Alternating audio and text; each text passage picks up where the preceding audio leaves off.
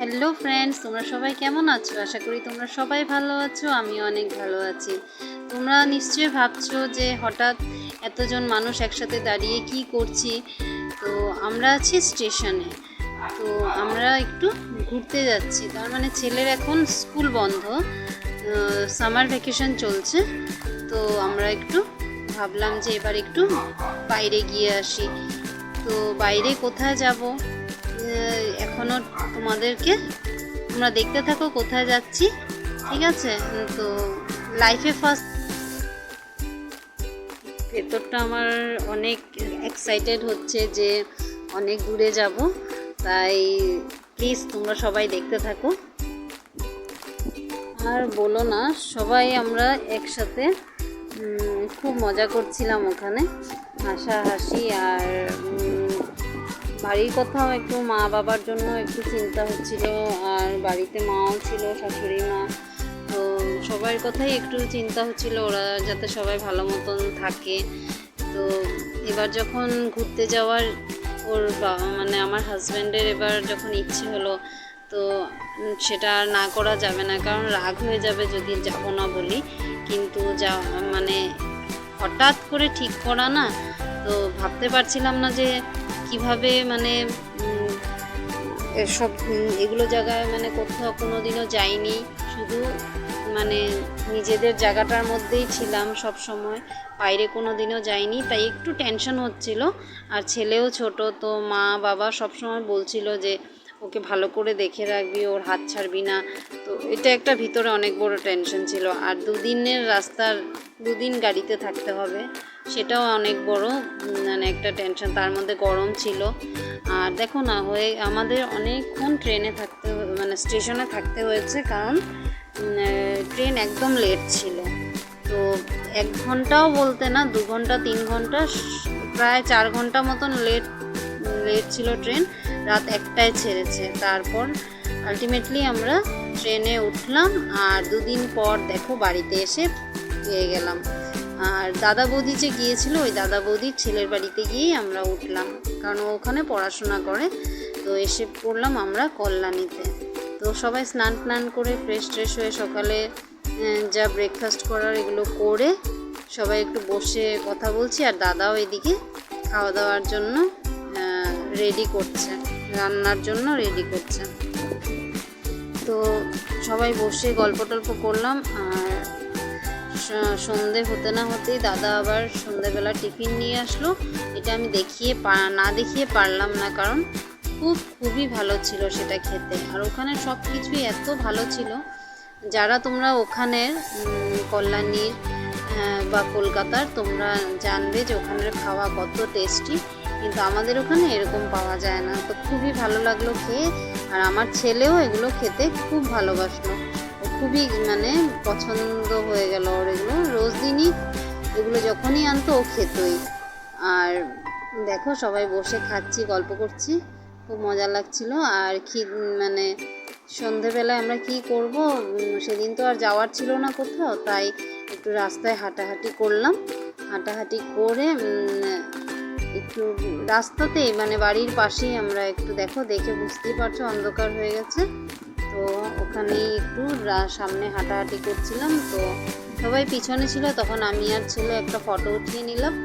আর রাস্তা দিয়ে হেঁটে একটু ভিডিও করে নিলাম। তো ছেলেও খুব খুশি ছিল। দেখো কত লম্বা হয়ে গেছে, দেখেছো? আমার একদম ঘাড়ের পাশাপাশি হয়ে গেছে, ঠিক আছে? আর এই দেখো, তারপরে দিন আমরা কোথায় যাচ্ছি। তোমরা ভাবছো যে কোথায় যাচ্ছি। আগের দিনও স্টেশনে দেখলাম, তারপর 2 দিন পর আবার স্টেশনে। আমরা কল্যাণী থেকে যাচ্ছি, একটু ঘুরতে যাচ্ছি বলতে আমরা মায়াপুর যাচ্ছি। তো নদী পার হয়ে যেতে হবে, এটা আমার জন্য অনেক বড় টেনশনের ব্যাপার। আর শুধু এটা বলে না, আমি সব কিছুতেই একটু বেশি টেনশন করি। তো সবাই আমাকে ওটাই বলে, তুই এত কেন টেনশন করিস, কোনো কিছু হবে না, সব ঠিকঠাক হবে, তোর মানে বেশি ভয় হয়ে যায়। তো নৌকাতে উঠতে হবে, এটা হলো সব থেকে বড় টেনশন, জল পার হতে হবে। কিন্তু ভিতরে একটা মজাও লাগছিল। তো আমরা ওখানে দাঁড়িয়ে একটু ফটো উঠিয়ে নিলাম।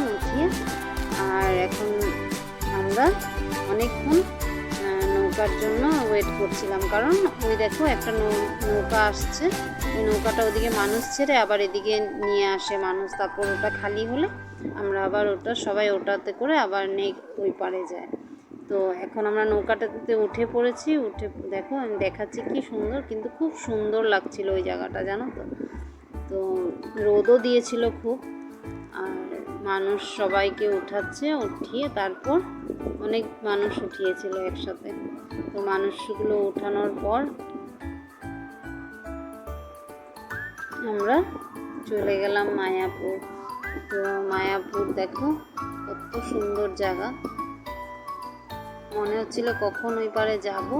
আর মোবাইলটা বের করে যে ভিডিও করব জানো, মানে আমার হাত কাঁপছিল, তাই বৌদিকে দিয়েছিলাম তুমি একটু ভিডিওটা করো বলে।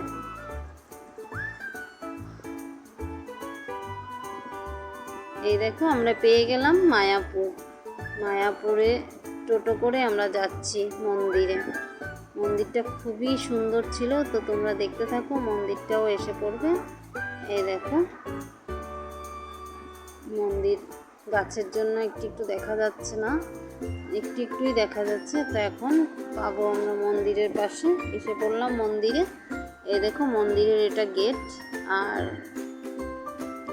সবাই দেখো বৌদি কত তাড়াতাড়ি চলে যাচ্ছে, পিছনে পিছনে আমরা। আর খুব রোদ দিয়েছিল, তাই আমার নাকটা উঠে গেছে, দাঁতগুলো বের হয়ে গেছিলো। আর এখন মহাপ্রসাদ ভোগের জন্য টিকিট কাটা হচ্ছে, টিকিটটা কেটে তারপরে আমরা যাব ভেতরে। তো চারিদিকে দৃশ্য এত সুন্দর, মানে খুবই সুন্দর ছিল দৃশ্যগুলো। আর কোনোদিনও ওখানে যাইনি, আর মানে এত সুন্দর জায়গায় এসেছি, মনটা যে কি ভালো লাগছে তোমাদেরকে বলে বোঝাতে পারবো না। তো এই দেখো সব কিছু একটু একটু করে ভিডিও করলাম। আর এই দেখো আমাদের বৌদি ভাই কত যে তাড়াতাড়ি কোথায় যে যাবে সে, হ্যাঁ দৌড়ে দৌড়ে চলে যাচ্ছে, আর আমাকে বলছে তুমি ভিডিও করো, তুমি ভিডিও করো। খুব ভিডিও করেছি, বেশি যা ভিডিও করছি বৌদির জন্য, বৌদি বলছিল ভিডিও করো ভিডিও করো, ভিডিও করো। আর মন্দিরটা যে কি সুন্দর বলতে পারবো না, মানে তোমরা যারা যারা ওখানে গেছো বা ওখানে থাকো আর ওখানে গিয়ে এসেছো, তো সেটা তোমরা তো বুঝবেই কিরকম সুন্দর জায়গা। আর যারা যারা যাওনি তাদেরকে আমি বলবো যে তোমরা নিশ্চয়ই একবার পারলে গিয়ে আসো, খুব সুন্দর জায়গা, মনটা খুব ভালো লাগে। আর এই দেখো সব ঘোরাটোরার পর আমরা ভিতরে তো ক্যামেরা করতে দেয় না, তাই মোবাইল নিতে পারিনি, মোবাইলগুলো সব ওরা জমা রেখে দেয়, অনেক রুল রেগুলেশন আছে। তো মোবাইল দিয়ে বাইরেরই যা ঢোকার সময় একটু ভিডিও করেছি, আর সব ঘোরাটোরার মানে ঠাকুর দর্শন করার পর তারপরে মোবাইল মানে কাউন্টার থেকে আমরা নিয়েছি, নিয়ে তারপর মহাপ্রসাদ নেওয়ার জন্য এই জায়গায় আসলাম। তো এখানে মহাপ্রসাদ খাওয়ানো হয়, এখানে অনেক ভিড়, অনেক। তো ওই দেখলেই আমরা সবাই বসে ওখানে খেলাম। মানে আজ এই ভিডিওটা আমি শুধু মায়াপুর এসেছি সেটাই আমি দিলাম, আর বাকি ভিডিওগুলো আমি পরে দেব। মানে এক একটা ভিডিও আমি মানে এক এক জায়গায় ঘোরার ভিডিওটা আলাদা আলাদা করে দেব, আর যেটা শর্ট হবে সেটা আমি একসাথে করে তারপরে ঠিক আছে। তোমরা প্লিজ পাশে থেকো, আর সবাই দেখতে থাকো ভিডিওটা কেমন লাগলো জানিও কমেন্টে। সবাই চ্যানেলটাকে ফটাফট সাবস্ক্রাইব করে দাও তাড়াতাড়ি, ঠিক আছে। সবাই ভালো থেকো, সুস্থ থেকো।